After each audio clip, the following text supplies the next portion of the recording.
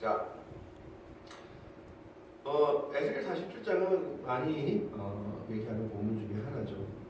오늘은 저는 큰 강물보다 그 뒤에 강가에 어떤 일들이 있는지를 중심으로 설명하고자 합니다. 에스겔에서는 시대가 바벨론에게 유대 나라가 멸망을 당해서 그들이 포로로 잡혀갔을 때 활약하던 그런 선지자였습니다.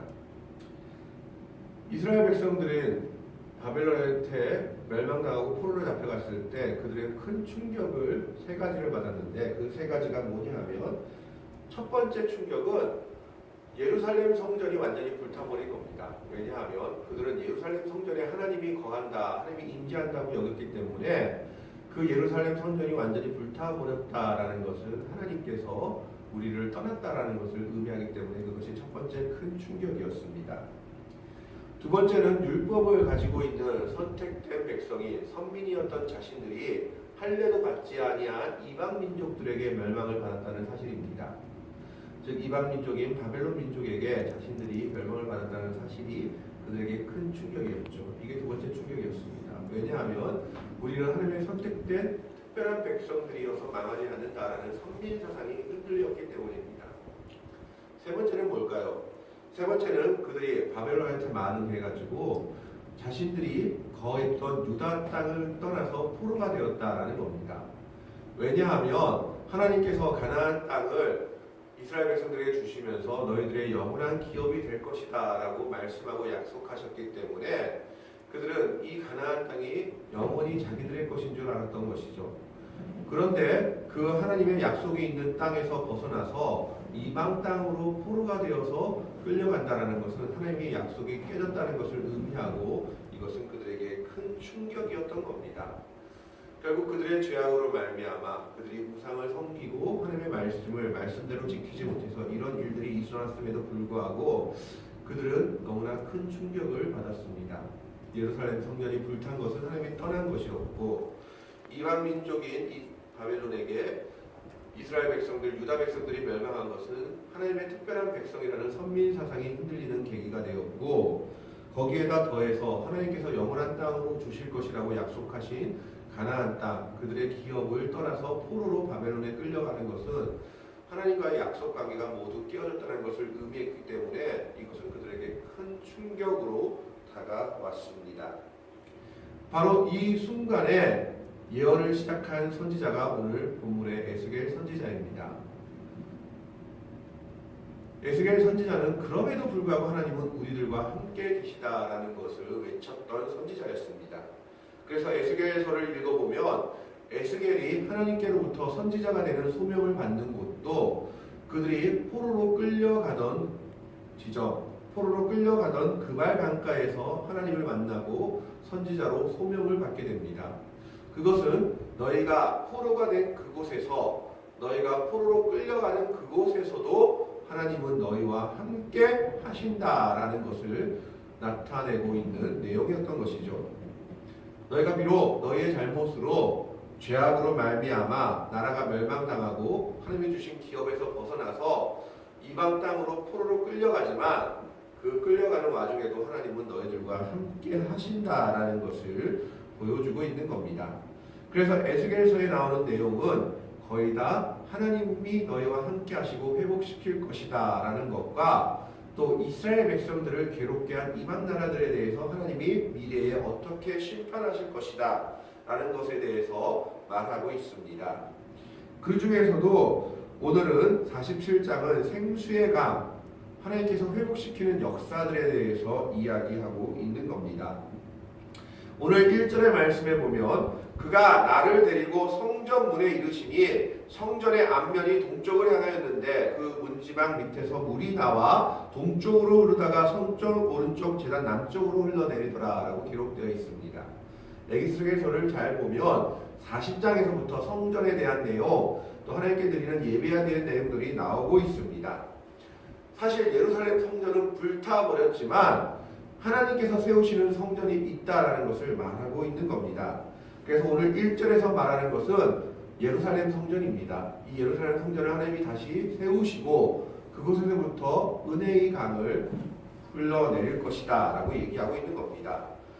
문지방 밑에서부터 물이 나와 동쪽으로 흐르다가 송쪽 오른쪽 제단 남쪽으로 흘렀다라고 기록하고 있는데, 문지방이 뭐고 문설주가 뭔지 아세요? 좀 혼용돼서 쓰기도 하는데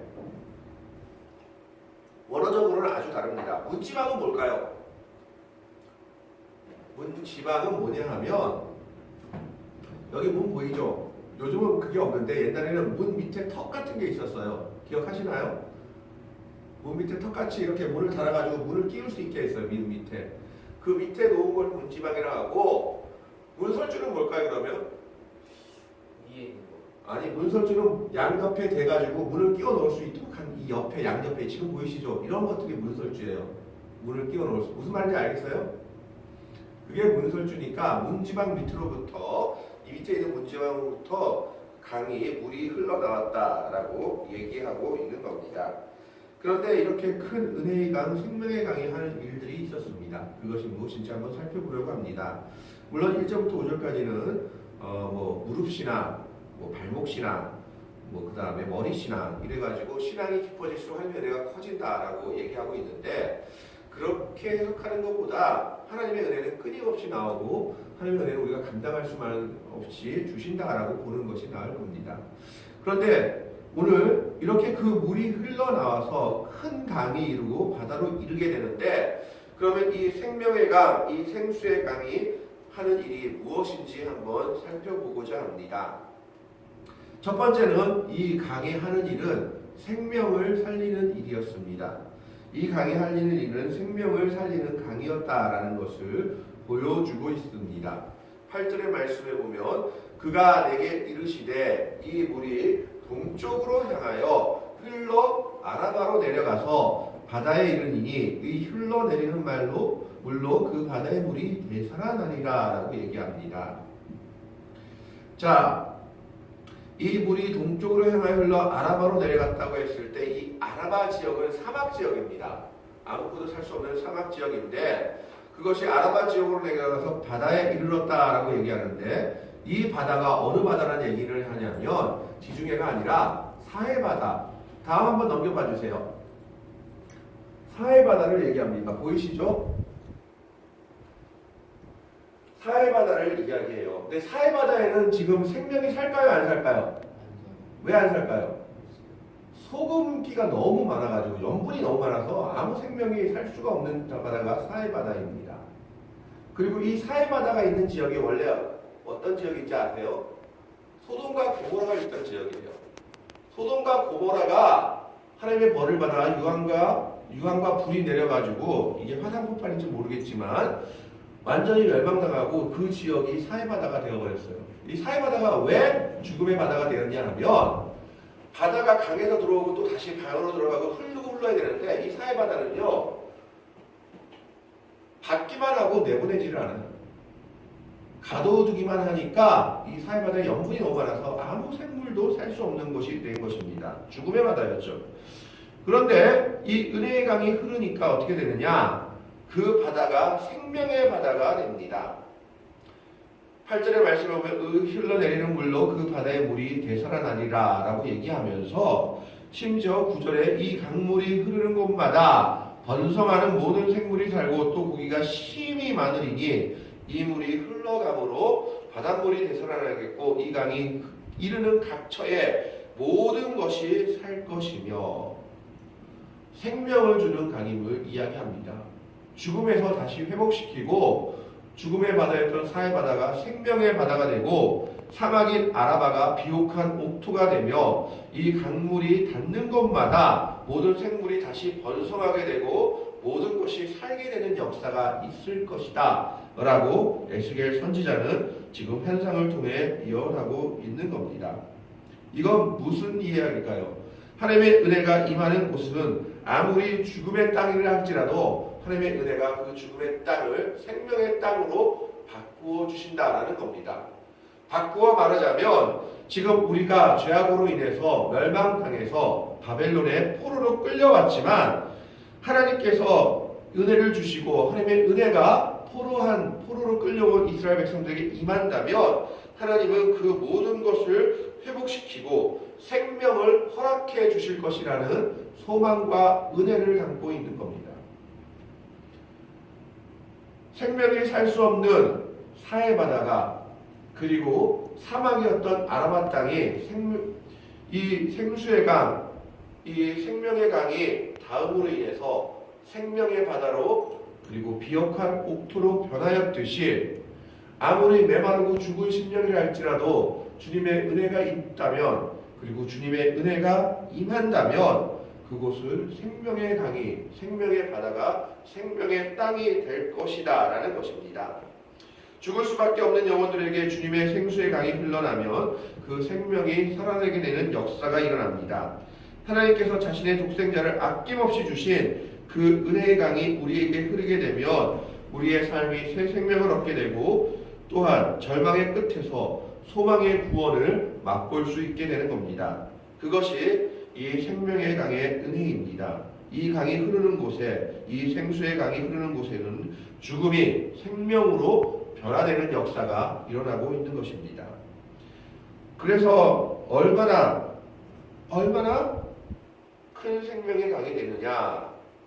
10절에 보면 또 이 강가에 어부가 설 것이니 엔게디에서부터 에네글라임까지 그늘을 치는 곳이 될 것이다. 엔게디는 그거 다시 한번 보여주세요. 엔게디는 어디고 에네글라임은 어디에 보이세요?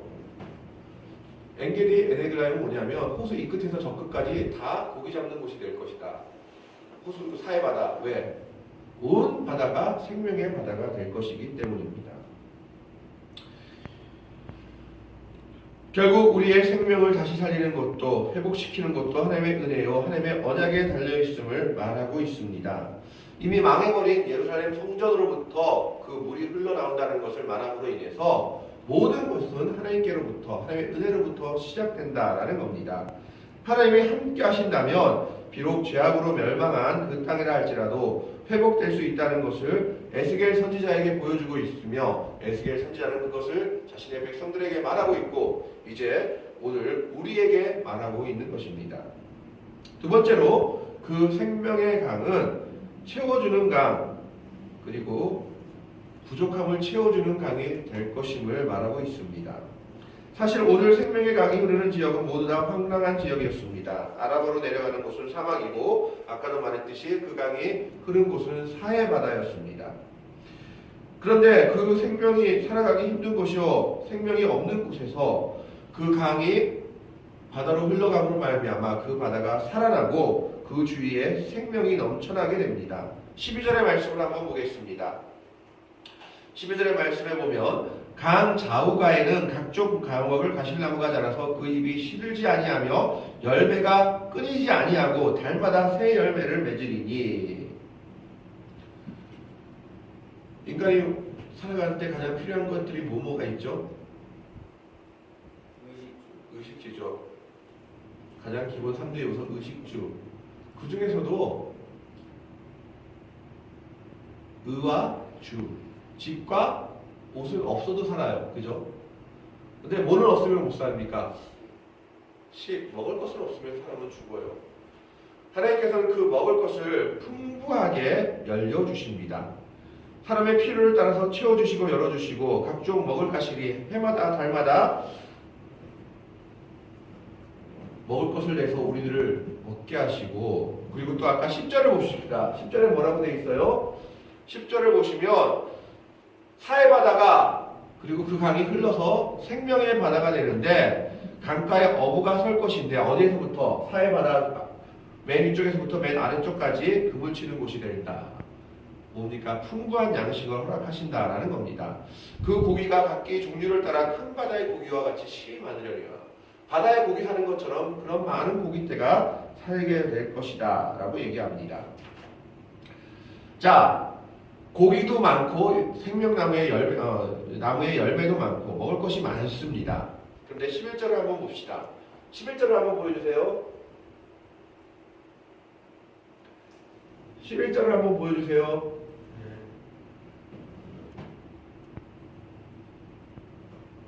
11절 한번 같이 읽습니다. 시작. 그 진펄과 개펄은 되살아나지 못하고 소금 땅이 될 것이며 생명의 강이 흐르는데도 되살아나지 못하는 땅이 하나 있어요. 그게 뭐냐면 진펄과 개펄 땅입니다.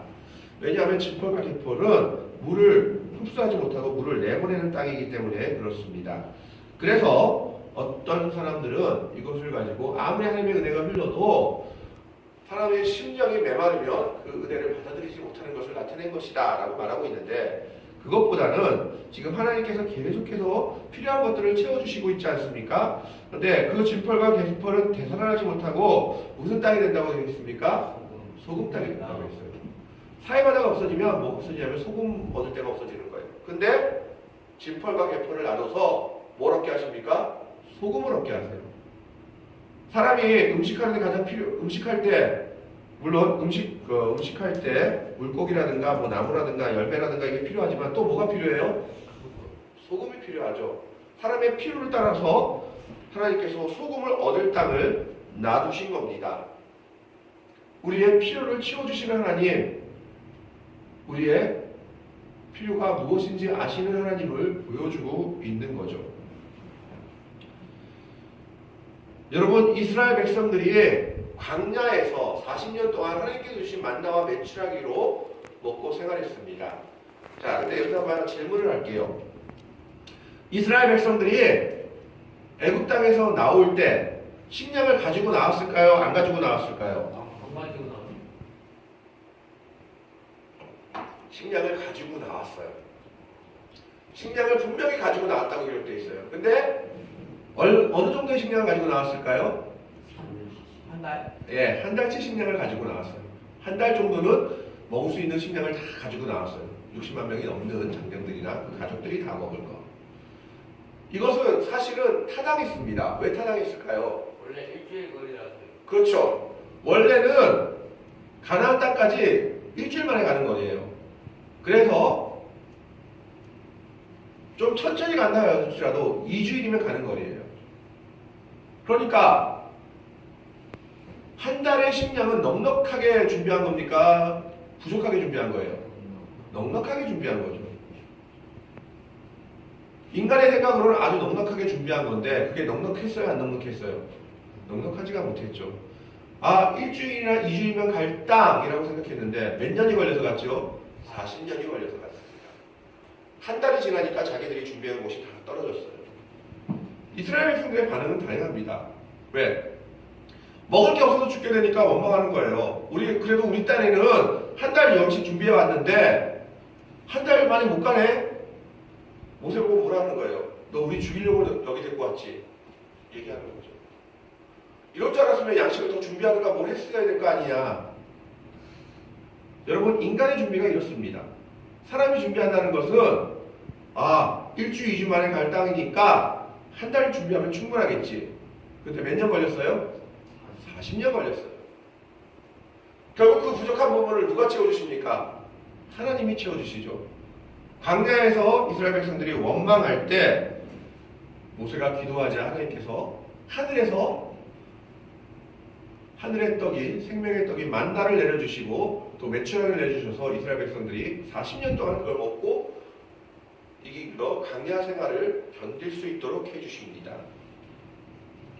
하나님의 방법대로 하늘에서 만나를 내려서 40년 동안 먹게 하신 것이죠. 절망하는 이스라엘 백성들에게 에스겔 선지자는 하나님이 보여주신 생명의 강의 환상을 통해서 하나님이 우리의 삶의 모든 것을, 하나님의 백성의 모든 것을 책임져 주시는 분이심을 확인시켜 주고 있는 겁니다. 온 강가, 온 바다에 먹을 것이 풍부하게 하셨을 뿐만 아니라 사막의 땅이 옥토가 되게 하시고 또한 그 강가 좌우가에는 우리가 먹을 과실나무가 자라서 잎이 시들지 아니하고 열매가 끊이지 아니하고 달마다 새 열매를 맺는 그 모습을 보여주시고 또한 필요한 소금 땅을 남겨두시는 은혜를 보여주심으로 하나님께서 하나님의 백성들의 필요를 채워주시는 분이심을 말하고 있는 겁니다.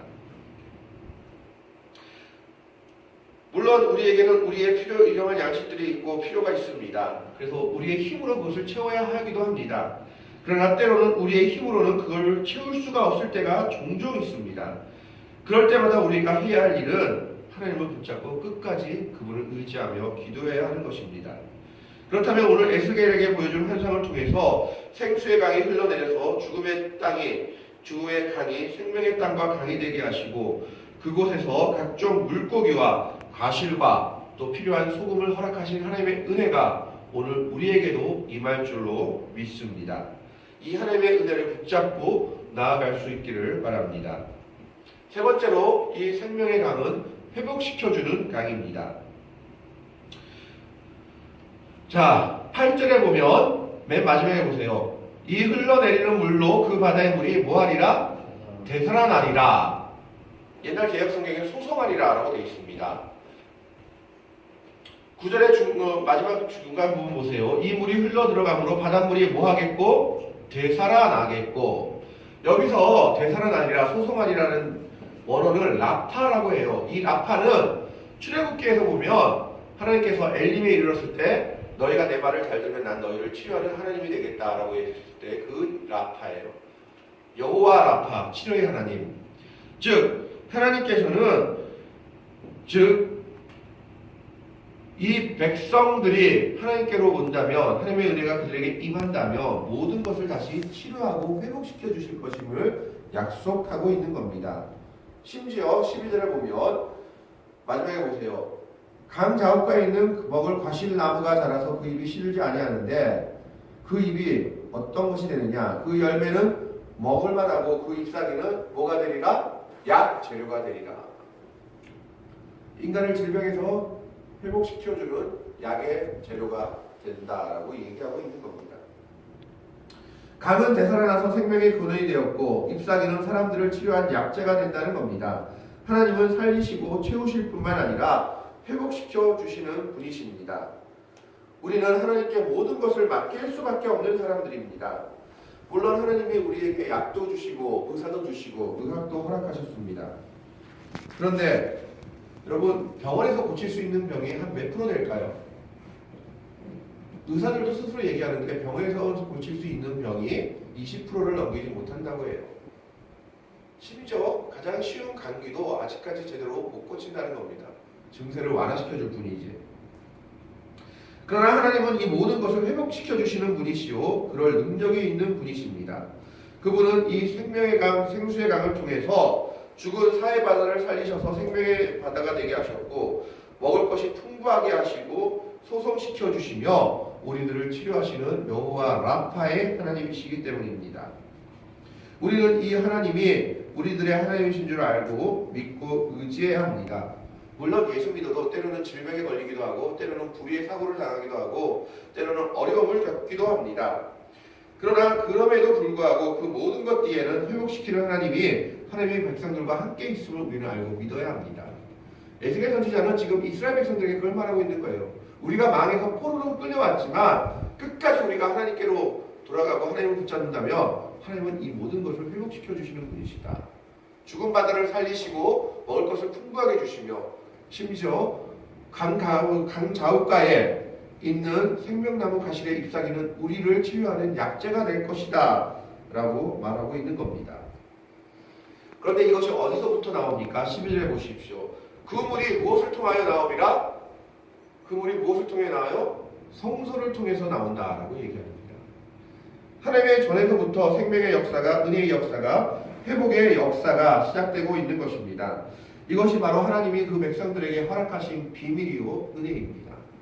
그래서 우리는 신앙생활 그리고 교회생활 열심히 해야 됩니다.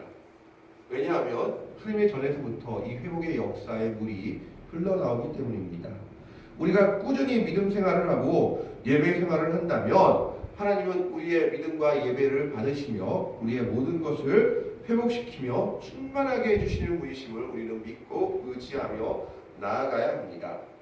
하나님은 이 성소에서 흘러나오는 물을 통해서 죽음의 바다가 생명의 바다가 되게 하셨고 죽음의 땅이 비옥한 옥토가 되게 하셨으며 그 바다에 모든 생명들이 살게 하셨을 뿐만 아니라 또한 모든 것을 회복시켜 주셨고 우리의 필요를 채워주시는 분이심을 오늘 에스겔서의 환상은 말씀하고 있습니다. 그 하나님이 바로 우리가 믿는 하나님이요 우리를 위해 독생자를 아낌없이 주신 그 하나님이십니다. 삼위일체 하나님의 역사가 오늘 우리에게 있을 때 성소를 통해서 나오는 이 생명의 강을 통해 이루어지는 이 놀라운 역사들이 오늘 우리들에게도 이루어질 줄로 믿습니다. 오늘 이 놀라운 성소에서 흘러나오는 은혜의 강의 역사가 우리 모두에게 있을 수 있기를 주님의 이름으로 간절히 축원합니다. 아멘. 기도하겠습니다.